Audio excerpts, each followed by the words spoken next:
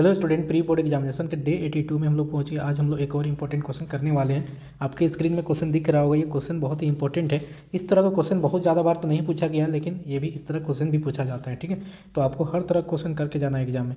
तो ये बहुत बड़ा क्वेश्चन नहीं, बहुत ही छोटा सा क्वेश्चन है। तो सबसे पहले हम लोग पढ़ लेते हैं क्वेश्चन और समझते हैं किस तरह क्वेश्चन को आप कैसे अटैम्प्ट करेंगे, कैसे बनाएंगे। ठीक है, दिया हुआ है कि यदि एंगल ए और एंगल बी न्यून कोण है, यानी एंगल ए और एंगल बी कैसा कोण होगा, एक न्यून कोण होगा जिसका मान 90 डिग्री यानी 90 डिग्री से कम होगा, ऐसा कोण है।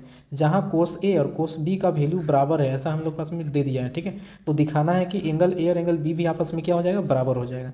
इसको बनाने के लिए सबसे पहले हम लोग क्या करेंगे, एक त्रिभुज बना लेंगे। ठीक है, अपने से इस तरीके से एक त्रिभुज बना लिए और बोला गया है कि एंगल ए और एंगल बी न्यून कोण होगा। तो न्यून कोण तो यहीं पर होता है और ये हम लोग का हो जाएगा समकोण। तो इसका नाम ए हो गया, इसका नाम बी, तो यहाँ हम लोग नाम दे देंगे सी। ठीक है, अब हम लोग जान रहे हैं क्या चीज़ कि कोस ए और कोस बी का वैल्यू निकालना पड़ेगा, तब दोनों को रखेंगे तो बराबर लिख सकते हैं। ठीक है, तो इसीलिए हम लोग सबसे पहले अगर कोस ए का वैल्यू निकालते हैं, तो कोस ए का वैल्यू अगर हम लोग निकालेंगे तो एंगल आपको देखना पड़ेगा कि एंगल किधर है। एंगल यहाँ पर है, तो एंगल जहाँ पर है वो वाला बेस बन जाएगा। ये बेस बन गया, ये परपेंडिकुलर, ये हाइपोटेनस। हिंदी में बोलेंगे तो ये हम लोग का हो गया आधार।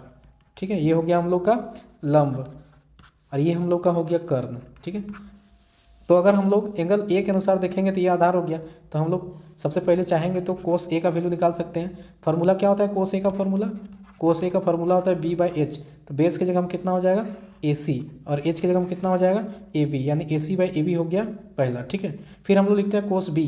कोस बी अगर यहाँ पर दिया हुआ है तो हम लोग निकाल सकते हैं क्या, हम लोग निकाल सकते हैं बी बाई एच। ठीक है, तो बी का वैल्यू कितना है, तो कोस बी है, एक थोड़ा सा आपको यहाँ ध्यान देना है कि कोस बी है तो बी एंगल यहाँ बनेगा तो ये बन जाएगा बेस और ये हो जाएगा हाइपोटेनस।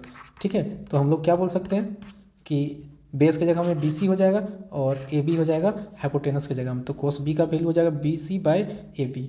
अब दोनों दिया हुआ है, लेकिन हम लोग लिख सकते हैं कोस ए और कोस बी तो बराबर है, तो दोनों का मान हम लोग यहाँ से लिख देंगे। ठीक है, इसको थोड़ा सा और बड़ा कर लेते हैं। तो हम लोग क्या करेंगे, इसका दोनों का मान यहाँ पर हम लोग लिख देंगे। ठीक है, तो जैसे हम लोग यहाँ पर मान लिखते हैं तो हम लोग देख रहे हैं कि ए बी और ए बी दोनों ही नीचे हैं, तो दोनों कट जाएगा, तो बचेगा क्या चीज़, ए सी बराबर बी सी बचेगा। ठीक है, अब हम लोग देखते हैं कि ए सी और बी सी दो भुजा है एक त्रिभुज का, और हम लोग ये थ्योरम जानते हैं। कौन सा थ्योरम, कि समान भुजाओं के सम्मुख कोण बराबर होता है। तो ये दोनों भुजा के सम्मुख कोण अगर हम लोग ध्यान से देखेंगे तो हम लोग देख लेते हैं कि बी सी यहाँ रहा, ए सी यहाँ रहा, ये दोनों के सामने सम्मुख कोण अगर देखा जाए तो क्या हो जाएगा, एंगल ए और एंगल बी। तो हम लोग बोल सकते हैं एंगल ए और एंगल बी भी क्या हो जाएगा, आपस में बराबर हो जाएगा। ठीक है, क्योंकि समान भुजा के सम्मुख कोण बराबर होता है, इस तरीके से ये दोनों भी आपस में बराबर हो जाएगा। हम लोग प्रूफ भी यही करना था कि दोनों ही त्रिभुज को क्या लाना था, बराबर दिखाना था। तो ये हो गया हम लोग का आंसर। ठीक है।